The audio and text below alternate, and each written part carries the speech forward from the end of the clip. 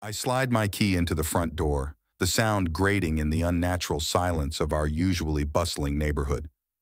The house is dark, curtains drawn tightly against the late afternoon sun, which is unusual for Jenna, who loves the house bright and airy. My chest tightens. The air feels different today. I drop my suitcase by the entrance, my steps slow and deliberate as I navigate through the silent hallway. It's like walking into a different reality, one where every familiar corner now whispers secrets. The air is thick with the scent of lavender and something else, something metallic that I can't place. A faint buzz from the living room catches my attention. In our bedroom, I pause. The bed is meticulously made, pillows fluffed exactly how Jenna likes them. But there's a subtle displacement. A smartphone, not mine, not hers, peeking from under the bed. Curiosity, laced with a sting of dread, pulls me forward. I retrieve the device, the screen lighting up to a flood of notifications. Messages, too many to count, all from the same unknown number. My throat tightens as I scroll through suggestive texts and pictures that burn into my memory. I sit on the edge of the bed, the phone heavy in my hands. My mind races, piecing together the late nights Jenna claimed were spent at her studio, her recent guarded behavior, our conversations that had turned brittle and sparse. The room spins slightly, and I clutch the phone tighter, as if it could anchor me. The front door clicks, and soft footsteps echo toward me. My heart hammers against my ribs, not with fear, but with something fiercer. I stand, steadying myself on the bedpost. "Hey, you're early," Jenna's voice floats from the hallway, light, unsuspecting. She appears in the doorway, her smile faltering as she notices the phone in my hand. Her bag slips from her shoulder, hitting the floor with a soft thud. "What's that?" Her voice is a mix of confusion and something darker, a flicker of fear maybe. "Found a phone under our bed," I say, my voice steady despite the storm raging inside me. The simplicity of the statement hangs heavy between us. Her eyes dart to the phone, then back to mine. She swallows, and I see her mind racing for explanations, excuses. It's probably Sarah's. She stayed over last week, remember? Must have slipped out of her bag." I nod, slowly, the lie settling in the air like dust. "Maybe." The silence stretches, taut like a wire. She reaches out, a tentative step towards me. "I'm glad you're home," she murmurs, her voice barely above a whisper. I want to believe her, to erase the doubts, to return to a time when her proximity would spark something other than suspicion. But the phone's glow casts shadows on her face, and all I see are the secrets that linger there. "Let's talk," I suggest, the weight of my words more a summons than an invitation. She nods, her eyes not meeting mine as we move towards the living room, the unspoken truths pacing silently beside us. The light from the laptop screen flickers in the darkened living room, painting stark shadows across Jenna's face as she sits across from me. I lean forward, the evidence compiled in neat folders on the desktop. The air is charged with tension, almost palpable in its intensity, as I begin to outline the extent of my knowledge. "I hired a private investigator," I start, the words sounding foreign in the serene quiet of our home. Her eyes widen, a mix of shock and betrayal flitting across her features. But I press on. For months, I've seen the signs. The late nights, the sudden weekend trips, the guarded phone calls. Jenna shifts in her seat, her posture stiffening. "You spied on me?" Her voice is a mixture of indignance and fear. "Yes," I admit bluntly. "And I found everything. Videos, photos, messages." I click open a file and the screen displays a video of Jenna with another man. Not just any man, but Paul Richardson, my business rival. His smug smile as he wraps an arm around her, their laughter echoing through the speakers, digs deep into my gut. Jenna covers her mouth, her eyes darting away. "It's not what you think," she whispers, but her voice lacks conviction. "It's exactly as I think," I counter, my tone clipped. The hurt surges, mingled with anger, fueling my resolve. I pause the video, unable to stomach more. "Paul Richardson? of all people?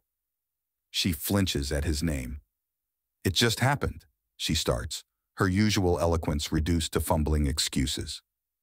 Did it just happen at the company gala or during our vacation in Maui? I demand, each word sharp, calculated to cut through the facade. I click through more evidence, photos of them at various events, timestamps aligning with the nights she lied about her whereabouts. Jenna sinks back, her defense crumbling. What do you want from me? She asks, her voice barely audible. I want the truth, I say firmly. All of it. And so, she talks. The affair started over a year ago, a byproduct of loneliness and neglect, or so she claims. My work had taken precedence, leaving her to fill the voids with someone who made her feel desired. Each confession carves a deeper hollow in my chest. After she finishes, the silence settles heavy between us. I stare at the woman I loved, seeing the stranger she has become. Leave tonight, I say, the decision solidifying like ice. Stay at a hotel. We'll sort out the logistics later. Jenna nods, her movements robotic as she collects her purse and keys. The door closes softly behind her, leaving a silence that screams. Alone, my thoughts spiral. Revenge burns bright, a beacon in the haze of my devastation. I draft an email to Paul, feigning ignorance of the affair but proposing a business deal, a trap designed to lure him into a false sense of security. The days that follow are a blur of motions. Meetings with lawyers, discussions of divorce proceedings, and the meticulous planning of Paul's downfall. I revisit the evidence, each viewing detaching me further from the man who believed in love and trust. Finally, the day arrives for the pivotal meeting with Paul. We meet at an upscale cafe, the clatter of dishes and murmur of conversations, a stark backdrop to the high-stakes game about to unfold. He greets me with a confident grin, unaware of the storm brewing. Thanks for meeting on such short notice, Paul, I begin, shaking his hand with a firm grip that belies my inner turmoil. Anything for a potential partnership, he replies, settling into the chair with an ease that irks me. We discuss business, a dance around the true purpose of our meeting. I steer the conversation, dropping hints of lucrative deals and expansions, watching him take the bait. It sounds like an exciting opportunity, Paul comments, leaning in, his interest piqued. Yes, very profitable for both of us, I agree, my voice smooth, masking the undercurrent of malice. I believe in full transparency with my partners, I continue, shifting the topic subtly. Trust is the foundation of any good business relationship, don't you think? Absolutely, he nods, unaware of the irony. I slide an envelope across the table. I think this will interest you, I say, watching his expression change as he pulls out the photographs. Pictures of him and Jenna, intimate, damning. Paul's face blanches, his eyes lifting to meet mine. What is this, he stammers, his composure shattered. Consider it a testament to my thoroughness, I reply coldly. How can I trust a man who betrays on a personal level to not do the same in business? He tries to recover, to formulate excuses, to plead for discretion, but I cut him off. This is non-negotiable, Paul. You will withdraw from the bidding on the Wilson project. It's mine, or these go public. His defeat is palpable, his nod resigned. We part ways, the weight of victory bittersweet as I walk away. Back at my empty house, the solitude is a stark reminder of the cost of this war. I pour myself a drink, the clink of ice echoing in the quiet, pondering the hollow triumph. My revenge is complete, but as I sit in the shadow-filled room, I realize the battle has only just begun. The emptiness of the house weighs on me as the morning sun casts long shadows across the hardwood floor. My victory over Paul feels hollow. The quiet mocks me, a constant reminder of the price I've paid. I begin my day with a bitter coffee in hand, staring out the window, contemplating my next moves. Jenna's absence gnaws at the edges of my satisfaction, and Paul's defeat, though sweet, doesn't fill the void left by betrayal. As I navigate through my routine, the doorbell rings, a sharp, unexpected chime that slices through the stillness. I open the door to find a man in a crisp suit, his face unreadable. Mr. Thompson? He inquires formally. Yes, I reply, tensing slightly. I'm Detective Andrews. May I have a moment of your time? His tone is polite but firm, hinting at the seriousness of his visit. I nod, leading him into the living room. What brings you here, Detective? He takes a seat, eyeing the surroundings with a practiced neutrality. I'm here about Mr. Paul Richardson. It appears he's made some serious allegations against you, claims of blackmail and threats. His words are deliberate, each one laid out like a card on the table. I stiffen, my initial shock morphing into a cold resolve. Allegations, I echo, keeping my voice steady. I assume he has proof? That's what we're here to discuss. Andrews watches me closely, his eyes sharp. I recount a sanitized version of our business dealings, omitting the incriminating details. Our discussions were strictly professional, I assert. Andrews nods, jotting down notes. We'll need all correspondence between you two for the past 6 months. Of course, I reply, though a pulse of anxiety throbs in my veins. After the detective leaves, the threat of legal entanglement looms large. I realize the battle with Paul is far from over. It's merely shifted arenas, from personal to legal. This complicates everything. My initial attempts to solve the problem, using the affair as leverage, now threaten to spiral out of control. The next days are a blur of legal consultations and document gatherings. My lawyer, a seasoned man with a knack for navigating troubled waters, advises caution. Keep a low profile, he says. And let's hope Richardson's claims don't hold up. But laying low isn't in my nature, not when every fiber of my being screams for action. So I begin my own form of investigation. If Paul wants to play dirty, I need to be prepared.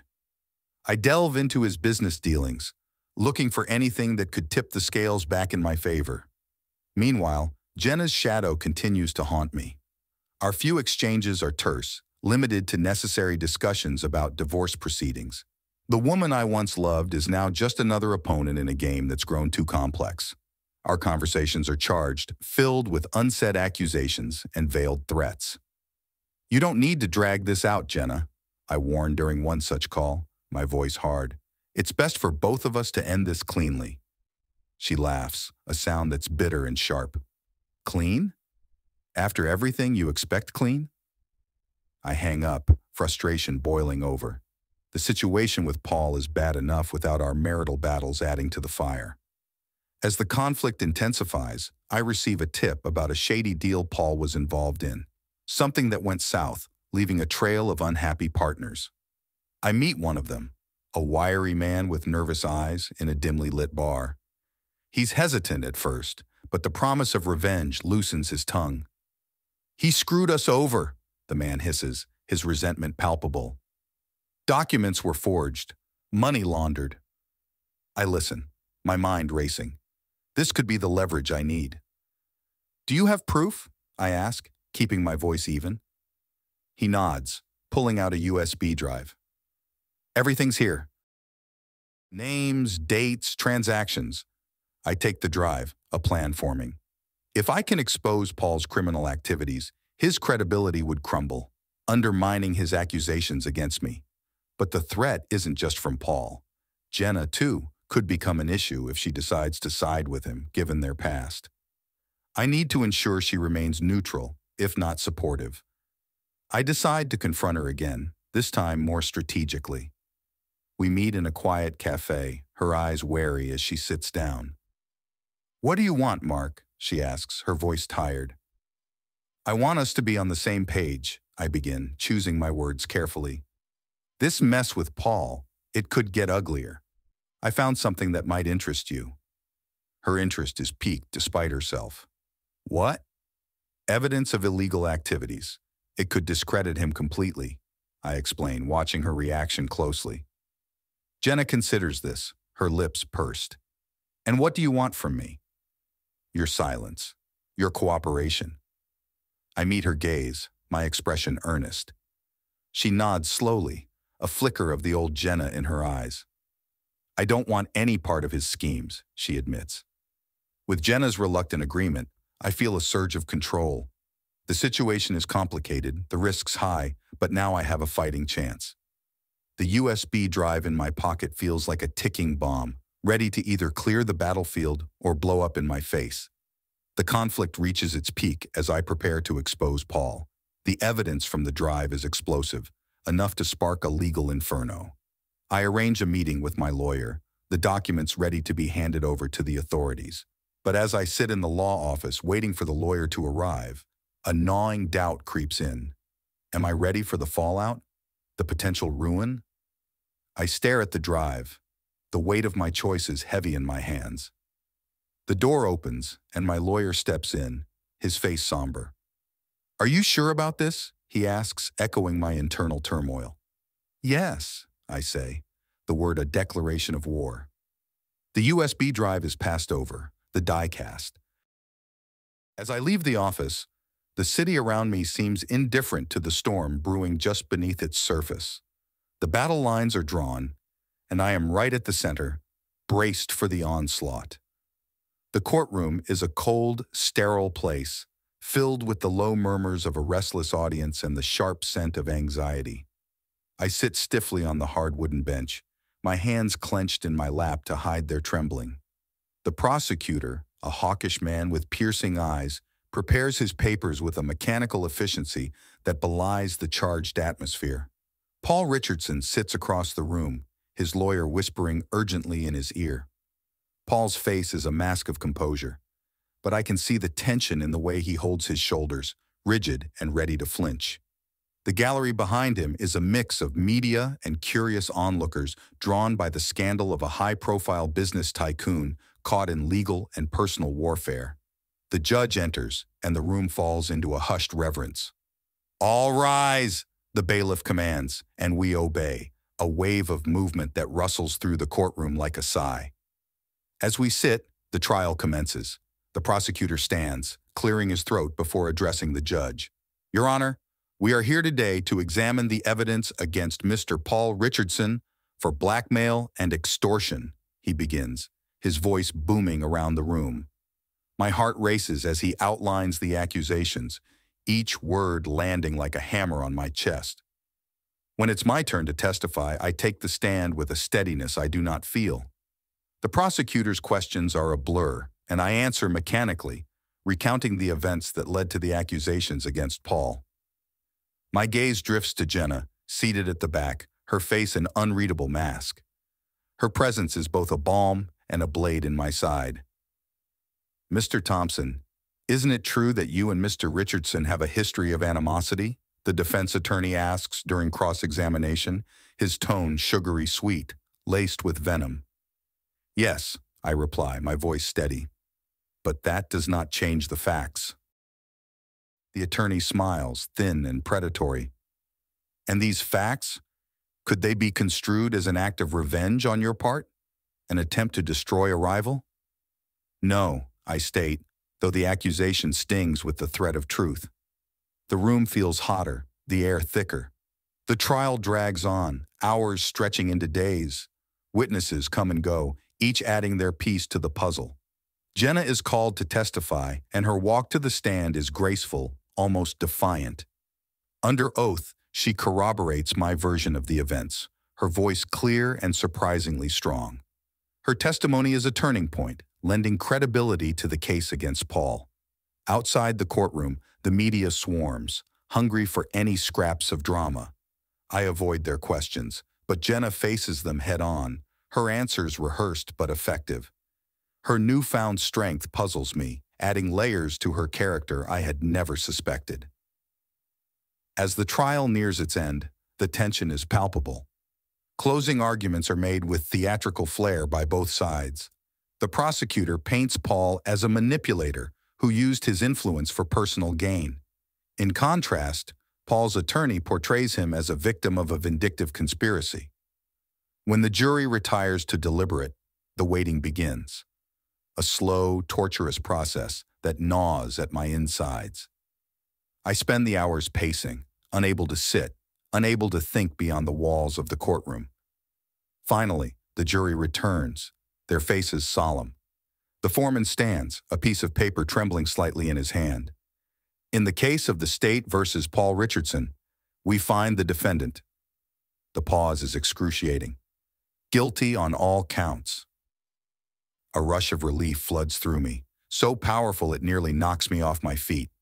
But the victory is bittersweet. As Paul is led away, his eyes meet mine, filled with a hatred so visceral it sends a shiver down my spine. The aftermath of the trial is a blur of congratulations and backslapping from colleagues and friends. But the triumph is hollow, the ashes of my ruined relationships a stark reminder of the cost of this war. I return home, the house still empty, still silent. The echo of my footsteps in the hallway is a stark contrast to the chaotic noise of the courtroom. I sit in the dark living room, the shadows my only company. As I reflect on the events, the doorbell rings, a soft chime that seems too gentle for the harsh reality of my life. I open the door to find Jenna standing there, her eyes tired but determined. "Can I come in?" she asks, her voice hesitant. I step aside, unsure of what to say. She walks past me, her familiar scent a ghost in the air. "We need to talk," she says, turning to face me. "About us. About everything." I nod, the weight of my decisions heavy on my shoulders. As we sit across from each other, the conversation unfolds slowly, painfully. It's a reckoning, a laying bare of all that has passed between us. The dialogue between us is fraught with emotion, each word a step on the path to understanding.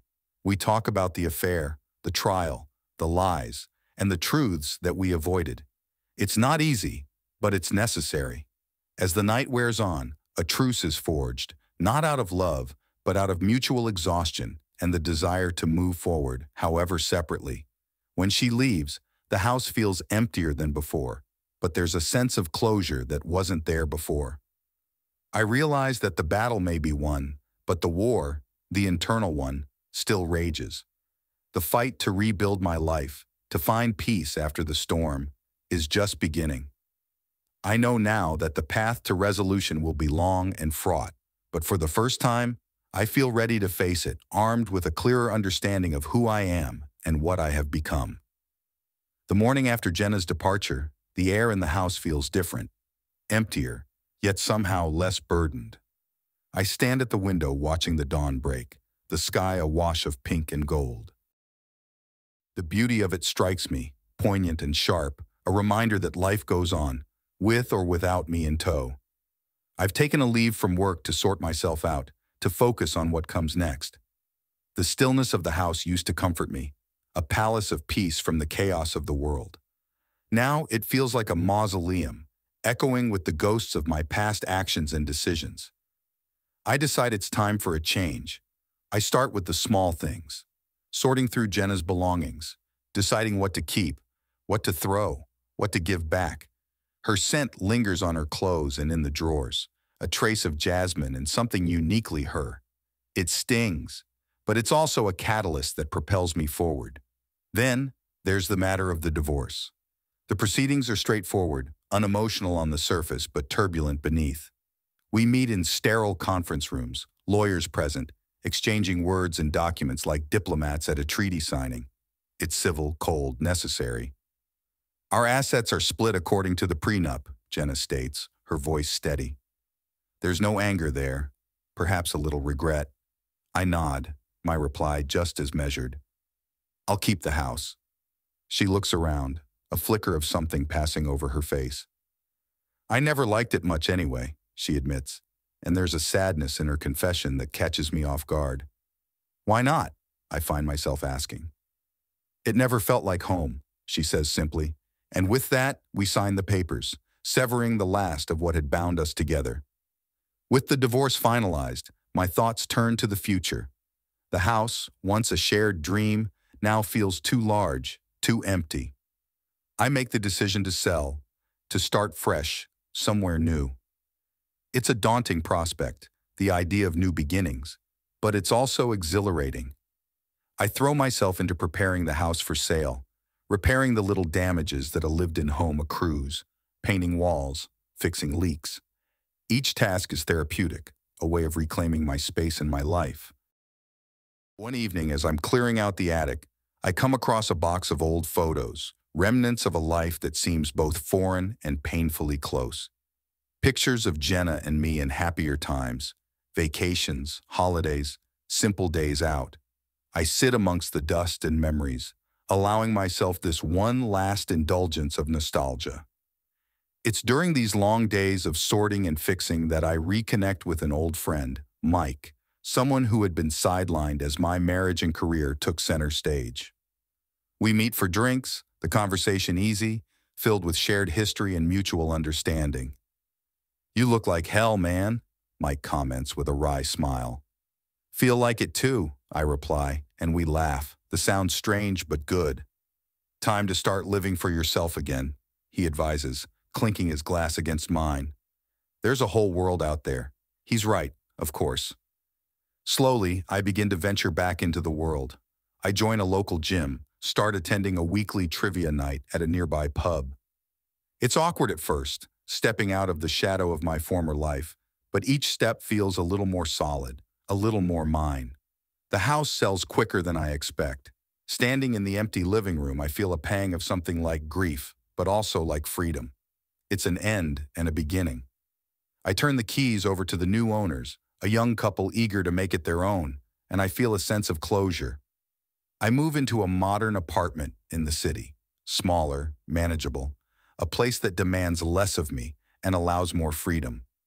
The walls are bare, the rooms echoing with the possibility of new memories. It's exciting, a blank canvas. As I settle into this new phase of my life, I realize how much of my identity was tied to my marriage, to Jenna. Now, on my own, I'm rediscovering who I am, what I want from life. It's a journey fraught with challenges, but also with significant growth. I start dating, tentatively at first. It's a world transformed by technology since I last navigated it. Online profiles, swiping left and right. It's disconcerting how the search for a connection has been digitized. But it's also intriguing. I meet someone, Leah, a woman vibrant and wholly different from Jenna. She's an artist, spontaneous and colorful, her laughter easy and her perspective on life refreshingly optimistic. She challenges me, pushes me out of my comfort zones, and I find myself eagerly embracing the change. Our relationship isn't rushed, it's a slow burn, a building of trust and mutual respect. We explore the city together, try new foods, laugh at terrible movies. With Leah, I feel a part of something that's both exhilarating and comforting. As I rebuild my life, the scars of the past remain. But they're no longer raw, no longer painful. They're reminders of what I've endured, of the resilience I possess. I've emerged from the depths not unscathed but stronger, more aware of my needs and desires. Reflecting on the past months, I realize the depth of my transformation. From the pain and betrayal to the healing and new beginnings, it's been a tumultuous journey, one that I had to undertake. Sitting in my new living room, Leah's head resting on my shoulder as we watch the city lights flicker outside, I feel a profound sense of peace. The future is uncertain, as always, but I'm ready for whatever it brings. With each day, each new experience, I'm crafting a life that's truly mine, shaped by my choices, my desires, and my dreams. I've learned that the path to happiness isn't about avoiding the storms, but learning to dance in the rain. And as I look forward, I'm not just surviving, I'm thriving. It's a crisp autumn morning, the kind that reminds you of the transient beauty of change. I'm in my new apartment, the windows revealing a tapestry of orange and red leaves fluttering down the city streets. Today marks a significant day, one that promises to close a chapter of tumult and begin another, perhaps more peaceful. I'm meeting Jenna one last time, not as adversaries in a bitter divorce, but as two individuals seeking closure from the wreckage of a shared past. She requested this meeting, her message simple yet heavy with implication. I agreed, knowing it was necessary for both of us. As I wait in the quiet cafe where we've agreed to meet, the smell of coffee brewing and the low hum of conversation provide a backdrop to my anxious thoughts. The bell above the door jingles, and there she is. Jenna looks different, not just in appearance but in demeanor. She carries herself with a certain weariness, yet there's an undeniable strength in her poise. "Mark," she greets, her voice steady. "Jenna," I reply, standing to pull out a chair for her. It's a gesture of old habits, a nod to courtesies that once colored our daily life. She offers a small smile, accepting the seat. "Thank you for coming," she starts, tucking a loose strand of hair behind her ear. "I think it's important," I respond, signaling the waiter for 2 coffees. "What did you want to talk about?" She takes a deep breath, her fingers tracing the rim of her coffee cup. "I've been doing a lot of thinking about us, about everything that happened." Her gaze meets mine, resolute. "I owe you an apology, Mark, for the pain I caused, for everything." Her words hang in the air, dense with the gravity of her acknowledgement. "Thank you, Jenna," I say after a moment, the words not nearly sufficient to cover the breadth of our shared history, but necessary all the same. "And I want to thank you," she continues, "for not making the divorce more difficult than it needed to be." "It wouldn't have done any good," I admit. "Dragging it out, hurting each other more, it wouldn't have changed the past." "No, it wouldn't have," she agrees, a sad smile curving her lips. We talk then, more freely than we have in months, maybe years. It's not a rehashing of our marriage's collapse, but a frank discussion of our individual journeys since. She tells me about her therapy sessions, her plans to move to a new city, her hopes for a fresh start. "It sounds like you're really making progress," I comment, genuinely pleased for her despite everything. "I am," she nods. "And you? How are you really?" I think about Leah, about the nights we spend talking until the city dawns anew, about the peace I feel in her presence. "I'm doing well," I reply. "I've met someone."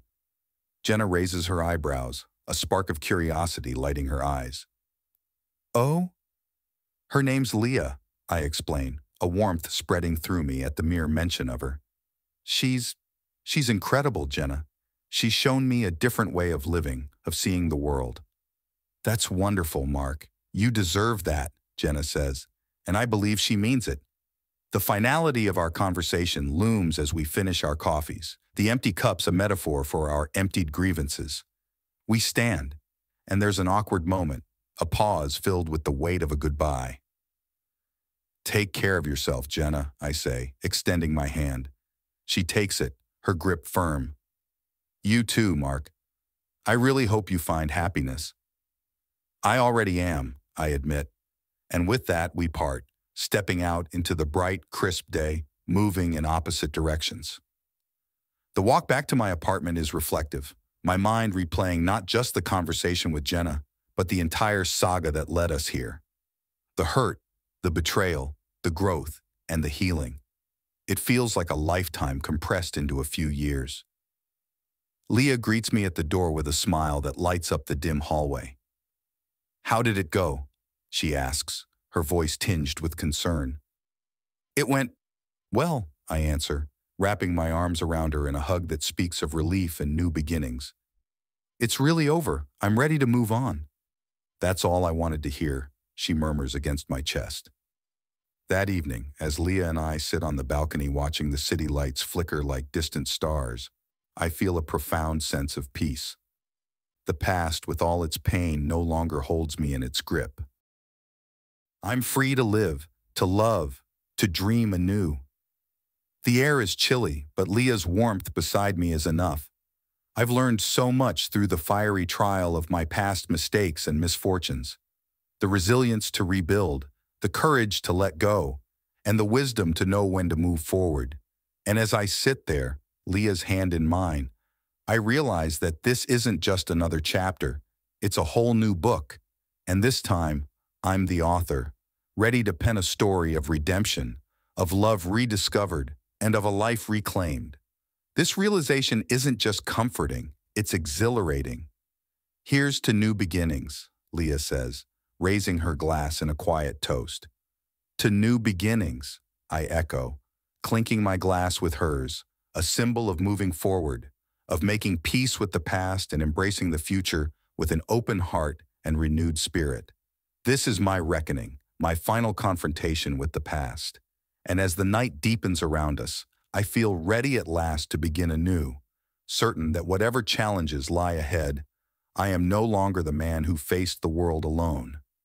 I have found my path to resolution, and it leads me wherever Leah and life will take me. As the sun sets over the horizon, painting the sky in streaks of orange and purple, I find myself at the rooftop bar Leah loves, reflecting on the tumultuous journey that has led me here. The city below buzzes with life, each light a story, and here I am, adding mine to the mosaic. Leah stands beside me, her hand finding mine, squeezing it gently. "You seem miles away," she says, her voice soft against the hum of conversations around us. "I was just thinking about everything that's happened," I tell her, turning to meet her gaze. "It's hard to believe where I started this year and where I am now." She smiles, her eyes twinkling in the twilight. "A lot has changed." "Yes, a lot indeed," I agree. The bartender brings over our drinks, a well-timed interruption that gives me a moment to gather my thoughts. Raising my glass, I look at Leah, her presence a constant source of warmth. "To new beginnings," I toast, a phrase that has become a recurring theme in my life. "To new beginnings," she echoes, clinking her glass against mine. The cool evening air is refreshing, a contrast to the warmth of the crowd inside. We move to a quieter corner, away from the bustling center of the bar, where I can share my thoughts without shouting. As I was standing here, looking over the city, I realized something. I begin, leaning against the railing. I've spent so much time focused on what I lost, on what went wrong, that I almost missed what I've gained. Leah nods, urging me to continue. "I've gained clarity," I say, the words ringing true. Clarity about what I want in life, who I want to be. The trial, the divorce, it all stripped away the illusions I had about my perfect life. "And what do you see now?" Leah asks, her interest genuine, her support palpable. "I see a future where I'm not defined by my past mistakes, where I can be someone who loves deeply, lives fully, and appreciates every moment," I reply, the vision clear in my mind. Leah's hand tightens around mine, her encouragement silent but strong. "There's something else," I add, hesitating a moment as I choose my words. "I've been thinking about us, about how important you've become to me." My heart beats a little faster, the next words a leap into the unknown. "I don't want to face the future without you." Leah's expression softens, her response immediate and sure. "You won't have to. I'm with you, Mark, for as long as you'll have me." The relief and joy that flood through me are almost overwhelming. I pull her close, the cityscape around us fading to a blur as we share a kiss that seals our promises to each other. As we part, Leah's smile is all the answer I need. We return to our friends inside, their laughter and chatter a backdrop to the quiet, profound connection we share. The evening stretches on, filled with light-hearted banter and shared stories. But through it all, my mind often drifts to the lessons learned and the road traveled. The trials I've faced, both in the courtroom and in life, have reshaped me, carving out a man who knows the depths of despair, but also the heights of hope. Leah and I leave the bar late into the night. The streets quieter now, the earlier bustle just a memory. As we walk, her arm through mine, the city lights guide us home, a path illuminated by the glow of our shared future. Back at my apartment, the night is peaceful, a stark contrast to the nights filled with turmoil not so long ago. Leah and I stand at the window, watching as the first hints of dawn begin to edge the sky. "This is it, isn't it? A new day, a new chapter," Leah murmurs, her voice reflective. "Yes," I agree, my tone just as contemplative. "A new chapter, and this time, I'm not just surviving, I'm thriving." The hint of the future is clear in my mind now, not just a fleeting hope, but a tangible reality. A future where I write my own story, where my past, with all its pain and lessons, is a foundation, not a prison. As the sky turns lighter, the first rays of the sun casting long shadows across the room, I feel a sense of completion, of readiness to move forward. The story of my past, with its trials and tribulations, has concluded, leaving space for a new story to be written. This new story will be one of resilience, of redemption, and of renewal. It will be a story shared with Leah, a story of us. And as the city awakes, as the new day begins, I am ready. Ready to face whatever challenges come, ready to embrace the joys, ready to live fully in every moment. The past is behind me, but it informs my present, shapes my future, and guides my steps as I continue on this journey. This isn't just an ending. It's a beginning, a hint at a future filled with possibility, with love, and with the promise of new adventures. And I step into it not alone, but with Leah by my side, ready to explore all that life has to offer, together. As the final word of this chapter of my life is written, I realize that it's not just a conclusion. It's an invitation to live, to love, and to start anew. And I accept it wholeheartedly, with a heart full of hope and a spirit eager for the days to come.